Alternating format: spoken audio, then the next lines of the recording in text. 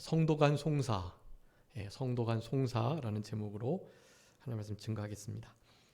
성도 간의 송사를 하지 않아야 한다라는 것을 강력하게 명령하고 계시고요. 대신 어떻게 해야 되겠습니까? 교회 안에서 잘 처리하고요. 그리고 무엇보다 먼저 개인적으로는 무슨 일이든지 우리 하나님께 묻고 여쭈어서 하나님께로부터 여러 가지 문제에 대한 분명한 해답을 그리고 사인을 응답을 받을 수 있도록, 그리고 당장에 그 결과가 좀 나타나지 않아도 특별히 이제 이런 어려움들을 주님께 하소연하고 부탁드리고 해결해 달라고 말씀을 드리는 건데, 그러면 반드시 하나님께서 해결해 주실 거예요. 그러니까 하나님께 맡기시는 것이 아주 중요합니다. 우리가 하려고 하지 말고요. 그리고 개인적인 송사가 우리 마태복음 18장에 있는 것처럼 우리 징계 지지난 시간에 배웠잖아요. 징계의 절차들이 있어요. 교회 안에서 사실은 그런 절차가 없는 것이 좋아요.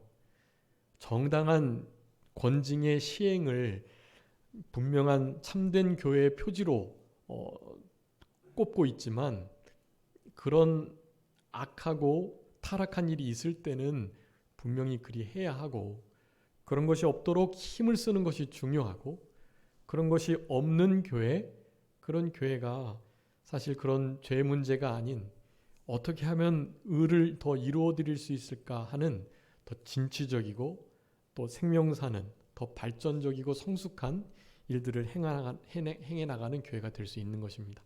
물론 그런 교회만은 없고요.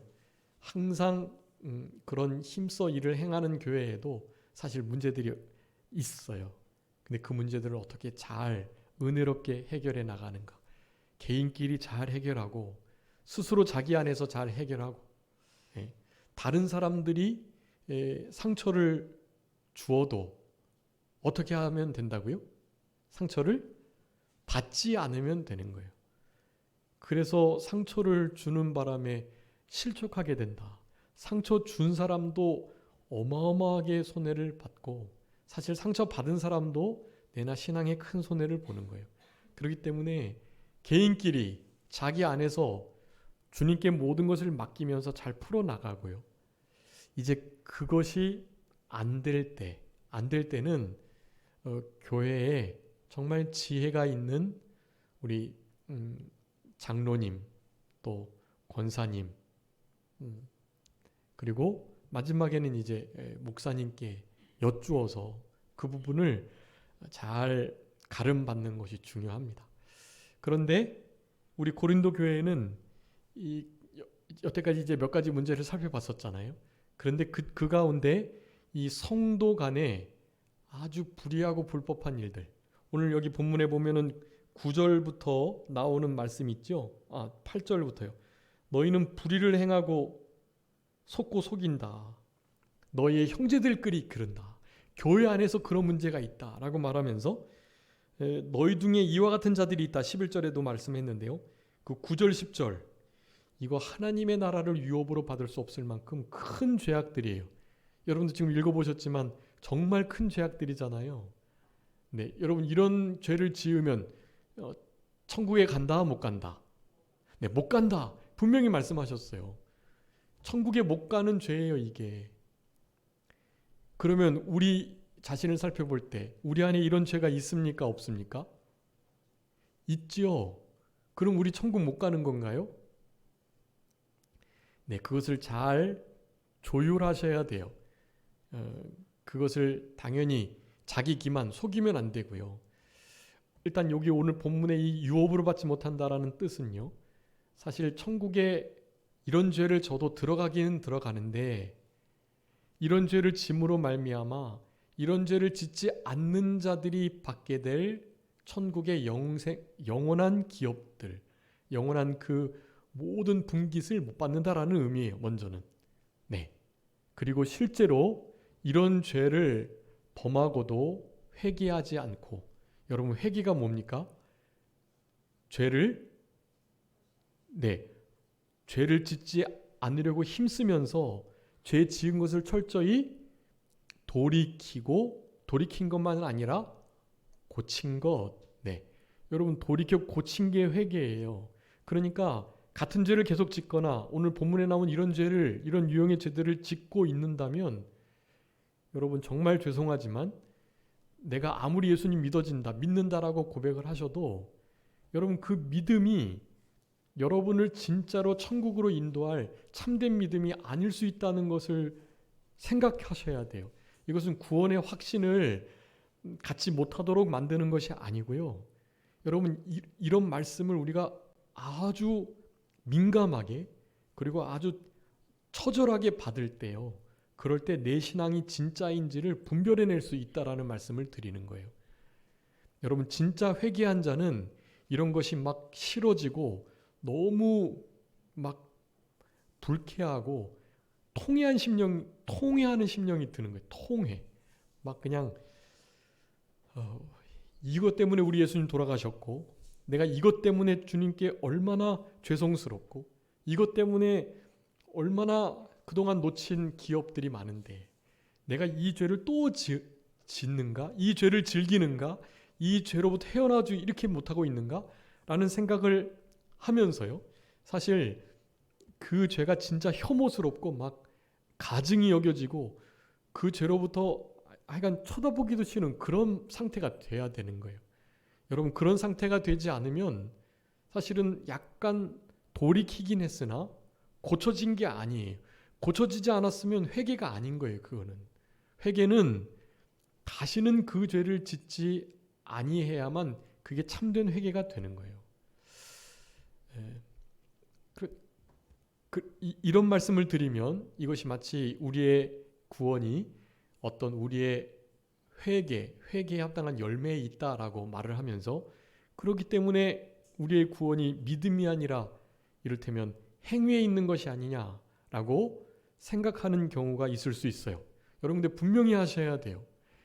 여기서의 행위와 처음에 말씀드린 믿음은 다른 게 아니에요.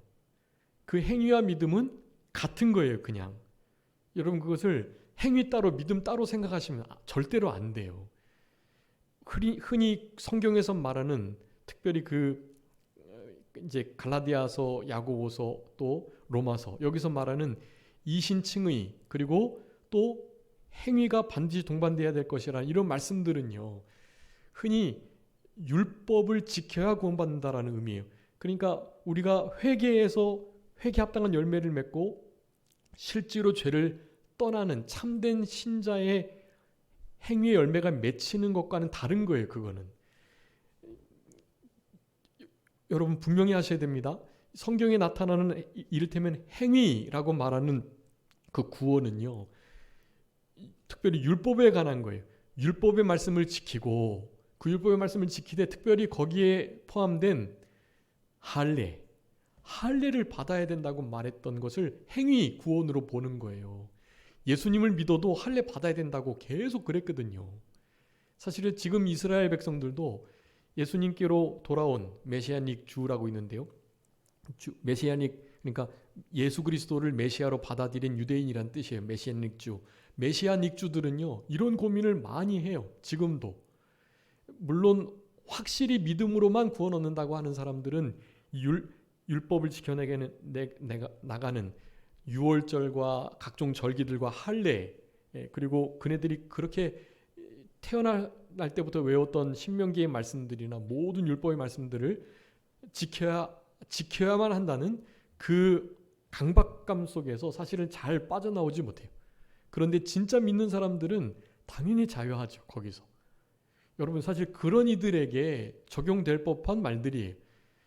그런 이들은 사실 그래도 율법의 행위가 있어야만 예수님의 믿음과 합해서 구원받지 않을까 그런 생각을 한단 말이에요.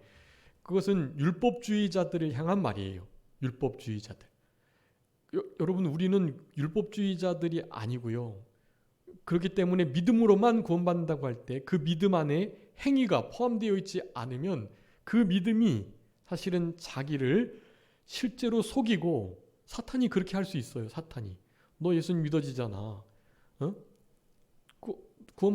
믿어지니까 구원 받은 거야. 그러니까 구원 받았으면 뭐 천국 가는 거고, 천국 가면 됐지.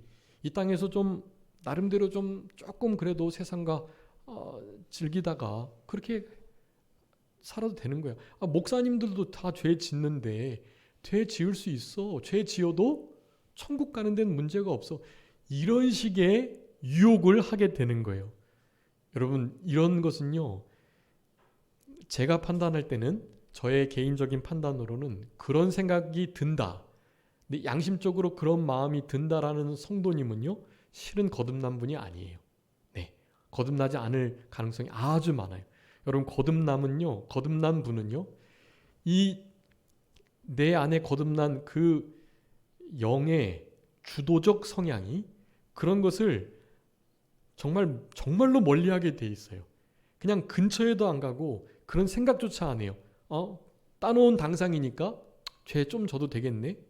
이미 내가 졌던 죄, 지금 짓고 있는 죄, 앞으로 지을 죄도 해결받았으니까 좀 죄 져도 되겠네 하는 생각을 갖는단 말이에요. 여러분, 그런 사람들은 구원받았다고 보기가 어렵습니다. 여러분, 진짜 구원받은 사람은요, 그 구원받은 은혜에 감사해서 어떻게 우리가 구원을 얻었는데, 주님이 어떤 희생을 치르셨는데, 하나님 아버지께서 어떠한 대가를 지불하셨는데, 그 생각만 해도요, 사실 이런 죄를 쳐다보기도 싫은 거예요. 쳐다보기도.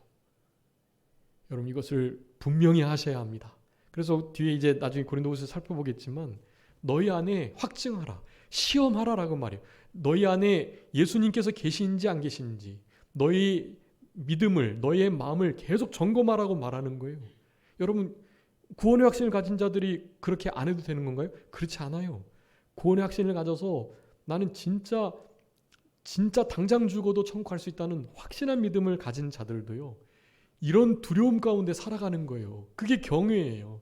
하나님 앞에서 죄 짓지 않으려고 벌벌 떠는 거, 죄를 즐기려고, 죄를 그냥 심상히 여기는 거, 이런 것을 막 철저하게 경계하는 거예요. 진짜 거듭난 사람은요. 여러분, 고린도 교회 성도들은요, 사실 거듭나지 못한 이들이 많다고 봐야 합니다. 사도 바울이 그래서 강력하게 말하는 거예요. 너희들 지옥 간다. 천국의 기업 받을 수 없다. 너희들 안에 지금 이런 죄들이 있다고 하는데, 진짜 믿는다고 하면 이런 일 없어야 된다. 있을 수가 없다. 그런 식으로 막 강하게 말씀하시는 거예요. 여러분, 실제로 이런 죄를 우리가 영적으로도 짓고 있고, 또 앞으로도 지을 가능성이 많습니다. 그렇다고 우리가 천국을 잃어버리는 건 아니에요. 그런데 오늘 본문의 영적인 해석인 그 실제적 기업, 그런 모든 죄를 이기고 통과해서 받게 될 어마어마한 칭찬과 상급과 존귀와 영광을 다 잃어버리는 거예요. 진짜 다 잃어버려요. 여러분, 그것은 만회할 수가 없어요. 네, 여러분, 오늘 2022년 8월 14일 오후 예배, 여러분, 이 예배 만회할 수 있을까요? 없을까요?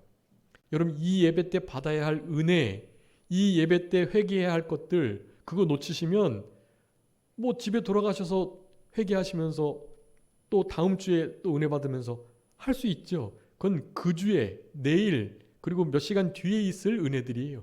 지금 이 시간에 누려야 할 은혜는요, 여러분, 결코 회복이 안 됩니다. 그러니까 바로 여러분, 고린도후서 6장에서 뭐라고 말씀합니까? 은혜가 언제 은혜 받을 만한 때라고요? 지금이 하나님 앞에 회개하고 철저하게 열매를 맺히고 은혜를 누리고 받아야 할 만한 때이다. 구원의 날이다. 구원을 이루어가야 할 때이다. 그래서 우리는 그 구원을 잃어버리기 쉽기 때문에 구원을 두렵고 떨림으로 이루어 가라고 사도 바울이 명령하시는 거죠. 여러분, 고린도 교회에 있는 이 크나큰 불의들, 이 죄악들, 이런 죄악들이 우리의 삶 속에, 우리 교회 안에 발붙이지 못하도록 힘쓰시되 주님을 가까이 하시면 그런 이들은 자연히 떨어진다. 자연히 떨어지는 그 일들을 가지고 경험하시는 분들이 계셔야 혹시 이 몸 안에 연약하고 부족한 이들, 우리 1장부터 이제 5장까지 살펴봤지만 육에 속한 자, 또 육신에 속한 자가 있었어요. 육에 속한 자는 불신자예요. 아예 신령한 것, 영의 성령을 받지 않은 자들, 육에 속한 자. 육신에 속한 자는 육신의 부패성으로 말미암아서 구원을 제대로 이루어가지 못하고 신령하지 못한, 그러니까 영적이 되지 못한 아직도 어린아이와 같은 상태에 있는 성도들을 가리키는 거예요. 오늘 본문의 죄는 그런 어린아이와 같은 미숙한 자들이, 그리고 사실은 거듭나지 못한 자들이 짓고 있는 죄들, 그런 죄들이 거룩한 성전, 교회 안에도 있을 수 있다는 것을 나타내주고 계시는 것입니다. 그래서 오늘 본문은 세상 법정, 세상 재판석에 가서 판결받지 말아라 하시는 아주 중요한 도덕적, 윤리적 원리예요. 몇 번 말씀드렸던 것처럼 우리 교단이요, 그렇게 고신에서 나오게 된 이유는 바로 마산에 있는 문창교회라고 있었는데, 그 문창교회의 성도 사이에서의 법정 문제, 서로가 제소를 해가지고 그런 일들이 커져서 교회까지 여파를 미치고, 교회 주인이 누구냐 이런 것들 때문에 사실은 이제 그네들도 세상 재판장 나가고, 이 교회를 누구 것인지에 대해서 총회유냐 아니면 이것을 건축한 누구 개인의 것이냐 이런 문제들, 그리고 우리 교회에서 더 많이 헌금했다 그렇지 않다 이런 문제들이 막 뒤섞여 가지고 도저히 판결이 안 나는 거예요. 그래서 세상 법정에 나가게 됐습니다.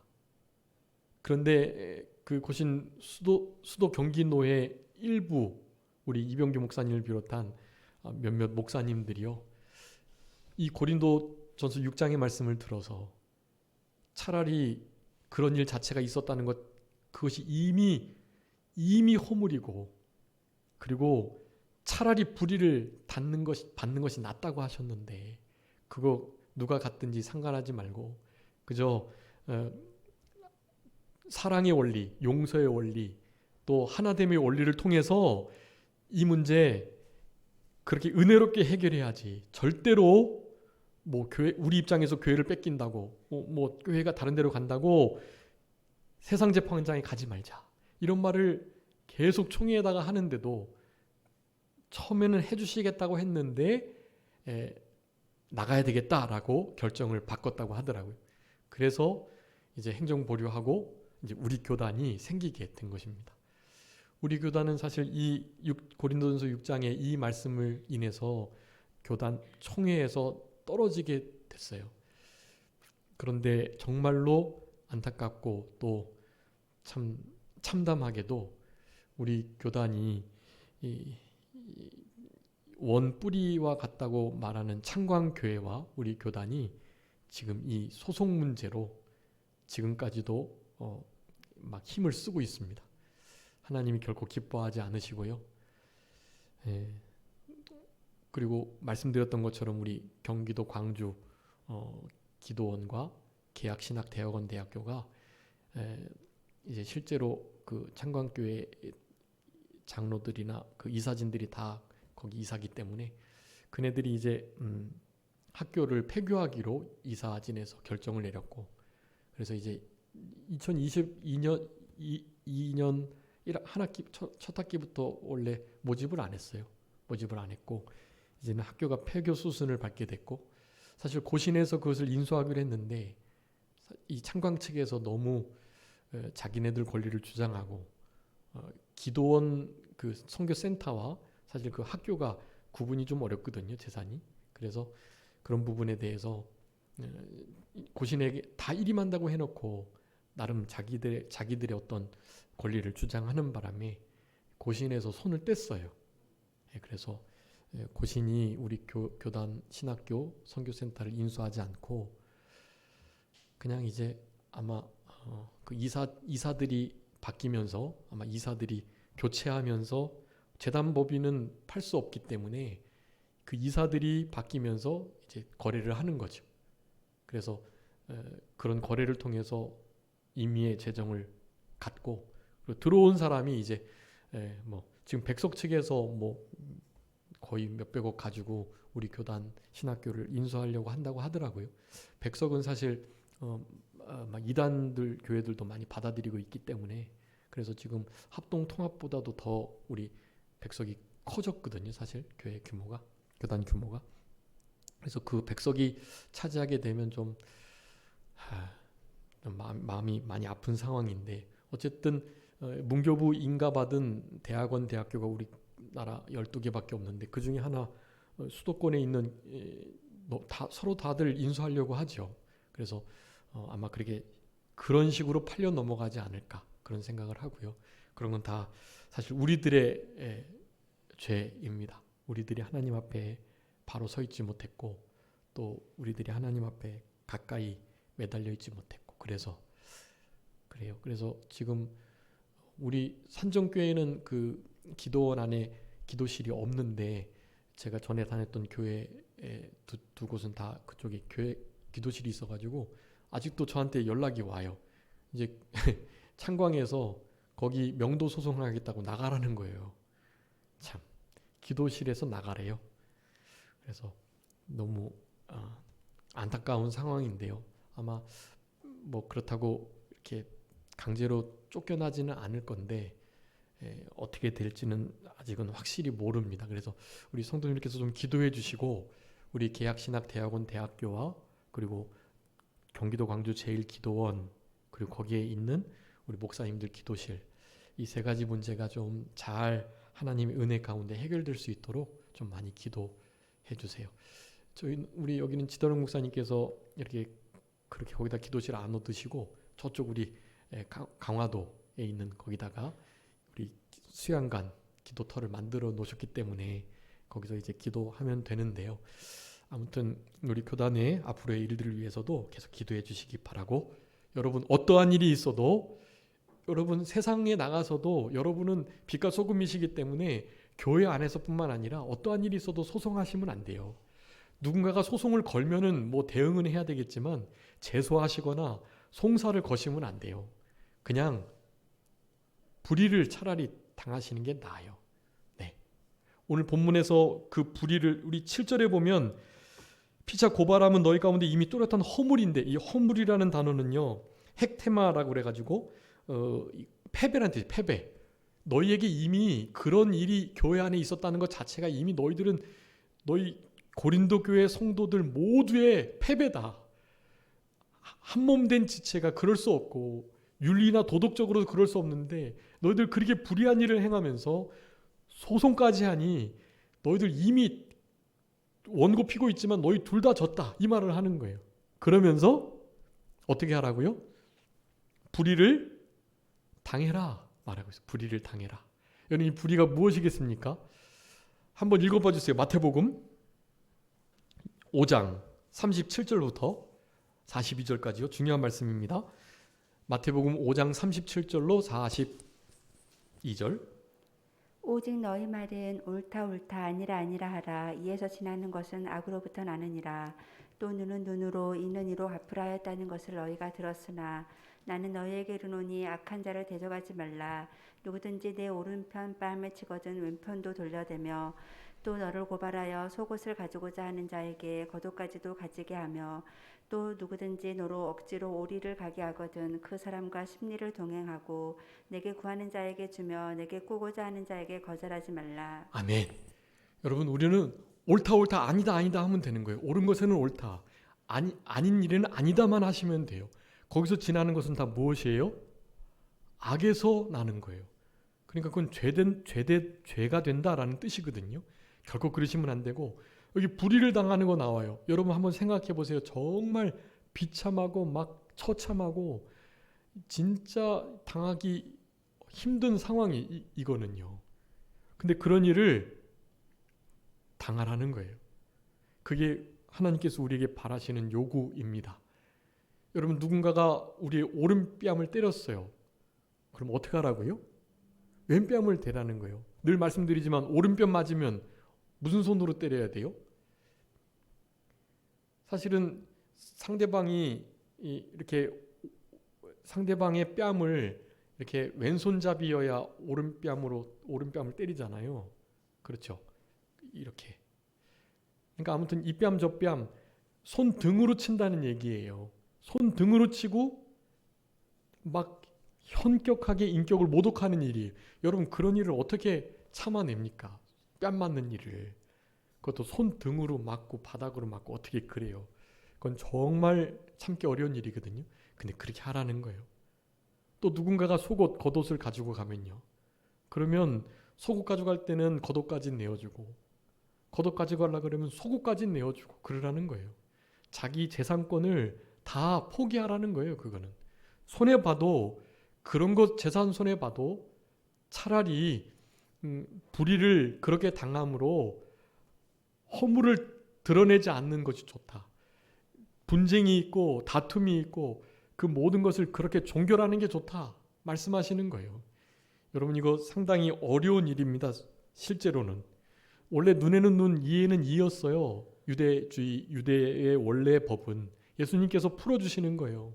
이에는 이, 눈에는 눈에는, 그 말은 재판을 공정하게 하라는 뜻이지, 실제로 그렇게 하면 안 되고 우리는 그냥 불의를 당하라, 불의를 당하는 자가 이긴다라는 말씀을 하시는 거예요. 누군가가 오리를 끌고 가고자 해요. 그럼 어떻게 해요? 심리까지 가주는 거예요. 이것은 자신의 인권, 자신이 해야 할 어떤 거주, 결정권, 그런 걸 다 가리키는 거예요. 그러니까 이 모든 것들은 상당히 인권, 전인적인 인격 전체에 관한 아주 비참한 상태를 나타내는 거예요, 이게. 근데 그런 것을 감수하고서라도 영적인 것, 신령한 것 잃어버리지 마라. 심령천국, 여러분 송사하면 얼마나 그 마음이 그렇겠어요. 송사하는 내내 사실 그 일이 있어요. 여러분, 송사하고 나면 그럼 재판이 딱 끝나면 괜찮나요? 그렇지 않아요. 재판 끝나면 뭐 합니까? 상고하잖아요. 상고. 더 이거 틀렸다, 이건 맞지 않을 거야, 나는 더 높은 판결을 받아볼 거야 하면서 더 고등 재판을 받으려고 막 한단 말이에요. 그만큼 억울하고 그만큼 답답하고 그러니까요. 그런데 그런 마음 갖는 것 자체가 이미 우리들에게는 그냥 패배예요. 그게 허물이 되고요. 차라리 불의를 당하라고 말하는 거예요. 불의 당하면서 심령 천국 이루는 거예요. 맞았죠? 여러분, 때린 사람은 발을 뻗고 못 잔다 그러잖아요. 물론 악한 사람들은 때리고도 잘 자지요. 그런데 보통은 그렇지 않아요. 특별히 교회 안에서 그런 일이 있으면 더욱더 그렇고요.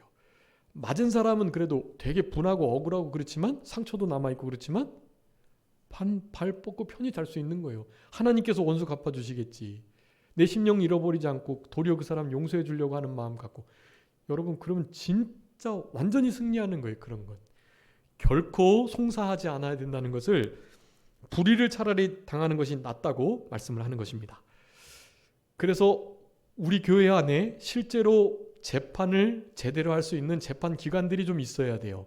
그래서 모든 총회는 재판국이 있습니다. 재판국이 사실은 제대로 작동을 해야 교단에 속한 목사님들이나 성도님들이 억울함이 없는데요. 죄송하게도 우리 교단 안에서도 지금 몇 건이 재판국에 이렇게 올라와 있는데, 제가 지난번 교회에 있을 때도 재판국원으로 참여해가지고 재판을 한 적이 있었는데요. 안 되더라고요. 안 되고 결국엔 그 교회가, 그 성도와 목사님이 지금 소송 중에 계십니다. 그게 너무 안타까운 일이고, 서로의 주장이 너무나 막 간절하고 그냥 애틋해요. 그냥. 그런데도 이런 말씀들을 보시면서 그것을 이렇게 마음을 접지 못하는 것을, 사실은 당해보지 않았으니까 그렇죠. 네, 당해보지 않았으니까 그럴 것 같은데, 여러분, 만약 반면교사 삼는 것은 그런 겁니다. 이런 말씀이 우리에게 실제 유익이 된다는 것은, 내가 실제 이런 상황을 맞닥뜨렸다 생각하고 이 말씀을 적용해서 결단하기로 마음을 쓰시는 거예요. 그런 것들을 이 시간에 계속 하셔야 돼요. 그러면 실제로 이제 그런 일이 있으면 상당히 조금 더 쉽게 그 부분들을, 말씀을 순종할 수 있을 거예요. 여러분 안에 소송하는 일들 결코 없어야 되고, 차라리 허물을 지고 불의를 당하시는 것이 낫다라는 마음을 가지시고, 그렇지만 누군가가 잘못이 있을 때는, 저도 그렇지만 우리 성도님께서 주님 앞에 가까이 계셔서 여러분이 그냥 살짝 건네준 그 권고가 그 모든 문제들을 잘 해결할 수 있는 실마리가 될 수 있도록 우리 성도님들께서 지혜롭게 말씀하시고 생각하실 그런 훈련들을 하셔야 돼요. 그래서 성도님 한 사람 한 사람이 그런 일조차 안 벌어지도록, 만약에 벌어졌더라도 빠른 시일 안에 아주 은혜롭게 해결될 수 있도록 우리 성도님들의 생각과 말과 행동을 진짜 지혜롭게, 여러분 지혜는 어디서부터 납니까? 말씀, 하나님 말씀을 마음에 새기고 그 하나님의 말씀의 주인이신 우리 하나님을 경외함. 하나님 말씀 앞에 벌벌 떨고 다른 것은 몰라도 말씀이 그렇다면 그런 줄 알고 누가 잘잘못 따지지 말고 서로 용서해주고 피차 은혜롭게 해라라는 말씀이 이렇게 있으면 차라리 불의를 당해라. 이미 허물했으니까 그냥 둘 다 패배한 줄로 알고 회개하고 다 둘이 다른 거 더 이상 진행하지 말 자숙해라. 이런 식의 성경의 말씀이 있으면 그 말씀을 따라야 되는 거예요. 아, 난 싫다. 그래도 끝까지 법원에 가봐야 되겠다 하고 하시면 안 되는 거예요. 사실 그런 사람은 하나님 말씀과 하나님을 경외함이 없다 해도 무방합니다. 여러분, 하나님을 경외하는 삶을 통해서 하나님의 말씀이 실제로 법적 효력이 그리고 그 효력을 인해서 실제적인 제재가 가해지는 법원의 판결보다도 훨씬 더 무겁고 무서운 판결로 하나님의 말씀을 받아들이셔야 합니다. 성경에서 나보다 남을 낮게 여겨라 하시면 그렇게 하셔야 돼요. 대접받고 싶은 마음이 쑥 들어올 때 대접받고자 할 때 어떻게 하라고요? 남을 대접하라. 마태복음 7장 12절 황금률 말씀이 그게. 그 말씀만 가지고 계시잖아요. 그러면 송사할 수 없습니다. 소송 걸지 않아요. 제소하지 않아요.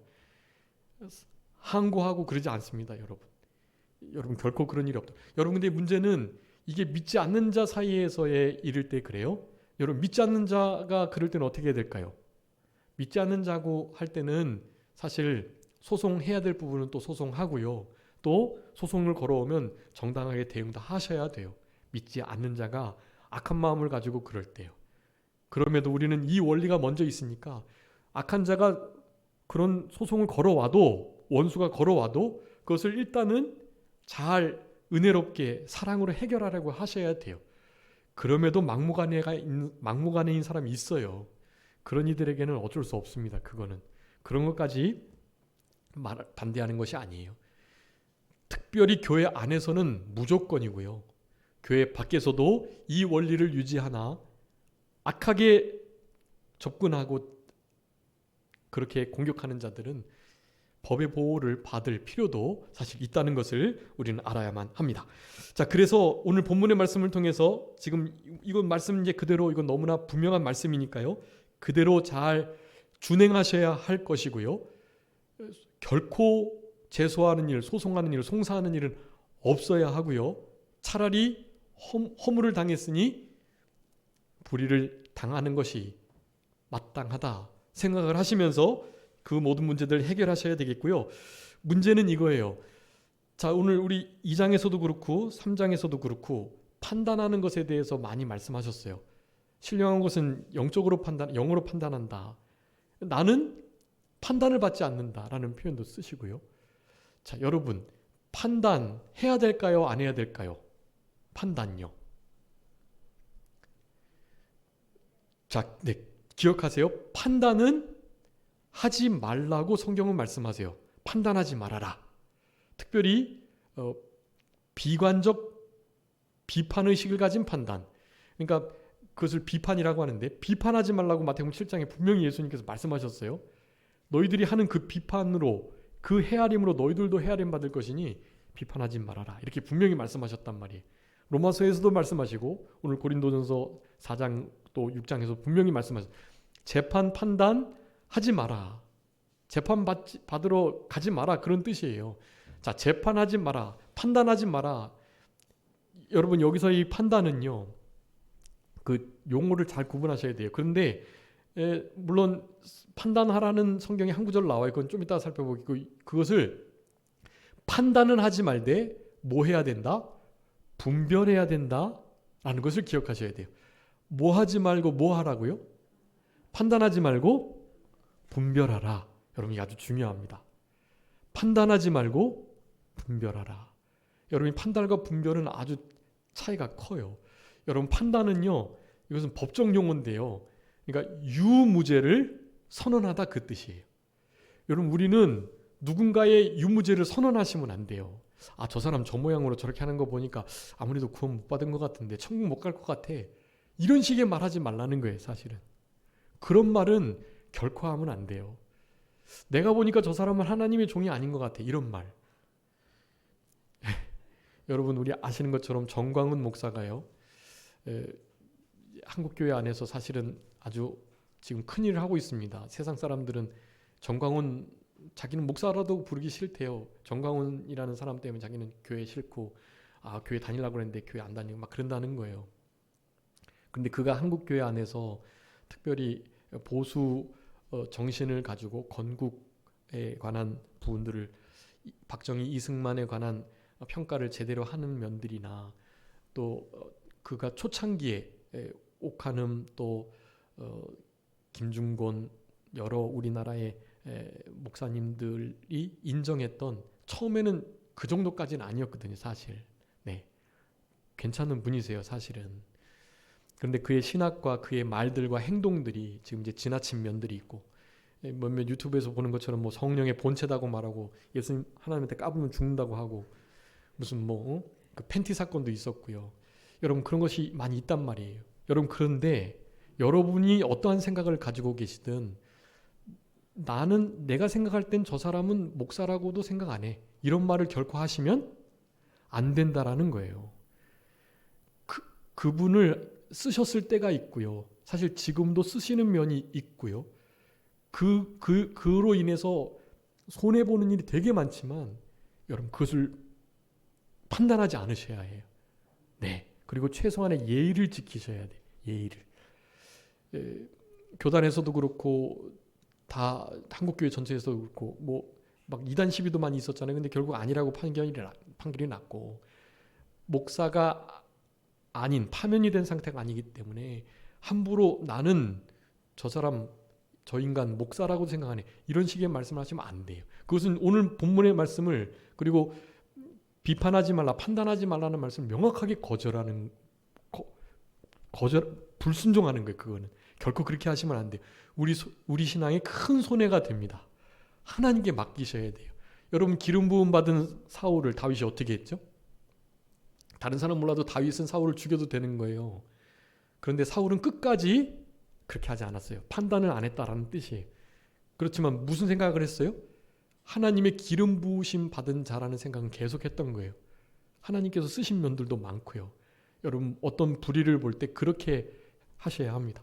결코 판단하지 않으시도록, 재판, 판단, 비판하지 않으시도록 철저하게 금하셔야 돼요.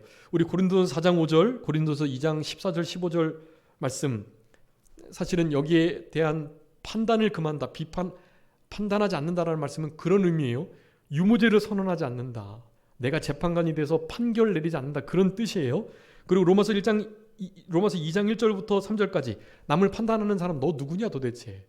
네가 율법의 재창자냐? 너는 율법의 준행자일 뿐이다. 함께 준행을 해야지. 누가 어떻고 저떻고 판단하면 안 된다라고 분명히 금하고 있어요. 철저하게. 마태복음 7장 1절부터 3절까지도 예수님이 분명히 말씀하셨고요. 요한복음, 시간이 없지만 한번 읽어주세요. 요한복음 8장 15절 16절. 요한복음 8장 15절 16절. 너희는 육체를 따라 판단하나 나는 아무도 판단하지 아니하노라. 만일 내가 판단하여도 내 판단이 참되니 이는 내가 혼자 있는 것이 아니요 나를 보내신 이가 나와 함께 계심이라. 아멘. 여러분, 예수님도 판단하지 않으시겠다 그랬어요. 왜냐하면 마지막 날에 예수님의 말씀이, 예수님 본인의 말씀이 판단하실 거니까요. 그런데 예수님 믿지 않으므로 이미 판단을 받은 거예요, 사실은. 그리고 예수님이 판단하셔도 예수님의 판단은 틀림이 없어요. 불의하지 않아요. 옳아요. 예수님은 괜찮아요. 그럼에도 요한복음 7장 24절 한번 읽어주세요. 요한복음 7장 24절. 외모로 판단하지 말고 공의롭게 판단하라 하시니라. 아멘. 여러분, 외모로 판단하면 안 되고요. 공의로 판단은 해야 돼요. 공의로. 자, 여기서의 공의로 판단하라, 이 판단은요, 유무죄를 판단하는 것이 아니에요. 그런데 다른 면으로는 우리의 신앙 양심과 하나님의 말씀 앞에 공의롭게 말이죠, 어떤 부분들이 판가름 나기는 해요. 근데 그런 것을 선언하시면 안 돼요. 선언하지 마시고 판단까지도 하나님께 맡기세요. 이 공의로운 판단조차도 우리 예수님도 안 하셨어요. 예수님도 안 하신 그 판단을 우리도 하지 않도록 힘쓰셔야 돼요. 특별히 여기서의 판단은 다른 사람들을 외모로 비하하거나 교회에 들어오는 분이 돈 많은 분이라서 잘해드리고 그렇지 못한 분은 막 함부로 해드리고 이렇게 하지 말라는 의미에서의 판단이에요. 그러니까 이것은 사실 판단이라는 단어가 들어가 있긴 하지만 제가 아까 말씀드렸던 구별을 하는 것에 분명하게 공의로 구별하라는 말씀이 포함된다고 할 수가 있겠습니다. 자, 그래서 이 판단이라는 것은 정죄를 포함한 유무죄에 관한 선언인데요. 크리노라고 하는 단어예요. 크리노. 그리고 구별이라는 것은요. 도키마조라고 하는데요. 크리노, 도키마조 이 두 가지가 아주 명확해요. 그래서 이 도키마조 분별은 무조건 하라 그래요. 분별할 때도 판단을 내려야 되잖아요. 분별도 판단이 들어가요. 분별할 때. 그랬더니 그런 판단들은 내려야 된다는 거예요. 자, 그래서 로마서 12장 2절에 이 세대를 분별해라 할 때 그 분별이에요. 하나님의 선하시고 온전하시고 기뻐하신 뜻이 무엇인지를 이 세대를 여러분 이원론을 가지고 흑, 백, 의, 불이 한 나라의 일, 세상의 일 명확하게 구분하셔야 돼요. 회색지대에 계시면 안 돼요. 참이냐 거짓이냐 하나님을 위한 것이냐 사람을 위한 것이냐 여러분 분명하게 구분하셔서 분별하셔야 돼요. 판단을 내리시는 게 아니라 분별하셔서 하나님의 뜻을 쫓아서 따라가야 한다라는 것이에요. 우리 요한일서 4장 배웠죠. 이 세상에 적그리스도인이 많이 나와가지고 이 영이 하나님께 속한지 그렇지 않은지를 분별하라 말씀하셨다. 여러분 영을 분별하셔야 돼요. 내 신앙도 참인지 거짓인지 기만인지 진짜인지 아닌지 계속 분별하셔야 돼요. 도키마조를 가지고 하나님의 말씀과 성령의 감동과 또 우리의 신앙 양심 그리고 하나님의 인도하셨던 섭리 그리고 하나님의 종들 그리고 영적 지도자들 이런 이들의 조언을 듣고 잘 구분하셔야 돼요. 분별하는 삶을 살아가는 우리들이 되어야 하는 것입니다. 여러분 이 모든 것들을 할 때 이 교회 안에 송사가 있었던 것은 왜일까요? 송사가 왜 있었을까요? 사실은 하나됨 사랑의 원리가 없었기 때문에 그래요. 사랑했다면 그 허물을 나한테 잘못했던 그것을 덮어줬다면 가려줬다면요. 내가 아무것도 아닌 일인 줄 알고 그냥 상처받았지만 나 상처받지 않고 튕겨내고 아무 일 아닌 것처럼 잘 이렇게 화목하게 했으면요. 그러면 그런 일이 없잖아요. 여러분 사랑하지 못해서 그렇습니다. 온 율법과 선지자의 결국 강령은 사랑입니다. 사랑 계명 안에 우리 모든 율법은 사랑이라는 것 하나 이루면 다 지키는 거예요. 율법의 완성이에요. 사랑이. 그래서 우리 아까 마태복음 5장에 있는 그 말씀요. 옳다 아니다 하라는 그 말씀. 그러면서 뺨, 속옷 그리고 우리 오리를 동행하는 이 모든 일들 그것이 누가복음 6장의 같은 병행 구절이에요. 여러분 원삼위선 저축목이 있죠. 원삼위선 저축목이 받기 받고 아자 아버지의 자비하신 것 같이 자비하라. 원수를 사랑하고 원사 미선 미워하는 자를 선대하고 원사 미선 저축 우리를 저주하는 자를 위해서 축복해주고 모기 모욕하는 자를 위해서 기도해주고 받기 박해하는 자를 위해서 진심으로 기도해주고 받기를 해서 꾸어주지 말고 받지 않고 꾸어주려고 하는 그 마음을 가질 때 다 손해보는 일이에요. 이게 여러분 이런 마음이 있을 때 교회에 있는 분쟁이 당파가 특별히 소송이 없어지게 되는 것입니다. 사실은 우리 교단도 이 길을 걸어가야 되는데 사실 우리 개인이 우리 목회자들이 못 걸어가서 그런 거예요. 여러분들이 좀 많이 기도해 주시고 우리 성도님들의 삶 속에서도 하나님께서 기뻐하시는 이 사랑의 열매가 화목해 되는 열매가 늘 맺혀주시는 우리 모두가 되었으면 좋겠습니다. 자, 기도하겠습니다. 살아계신 우리 아버지 하나님 감사합니다. 우리들에게 하나님의 거룩하신 뜻을 분명하게 드러내 주신 은혜를 감사합니다. 고린도 교회 안에 소송하는 문제가 있었고 너무나 명확한 현저한 불의가 드러나가지고 사실 세상에서도 없는 일들인데 그런 일들로 인하여 하나님의 영광이 가리워지고 현격하게 허물이 드러나며 불의를 당할 수밖에 없는 상태에 있었다는 것. 이미 그렇게 됐으니 차라리 불의를 당하며 손해보고 뺏기면서 모든 것을 양보하면서 화목을 도모하고 사랑의 열매를 맺을 수 있는 그런 삶이 될 수 있도록 우리 고린도 교회를 반면 교사 삼아서 우리의 삶 속에 하나님이 기뻐하시는 성령의 아름다운 열매들이 맺혀 나갈 수 있도록 하나님 도와주시옵소서. 우리 마음을 붙들어 주시고 우리의 심령을 부드럽게 하셔서 마음을 넓혀 주셔서 사랑으로 행할 수 있는, 모든 일을 사랑으로 행하는 우리들 되게 해 주시옵소서. 감사하옵고 살아계신 예수 그리스도의 이름으로 기도 올리옵나이다. 아멘. 다 같이 찬송하시겠습니다.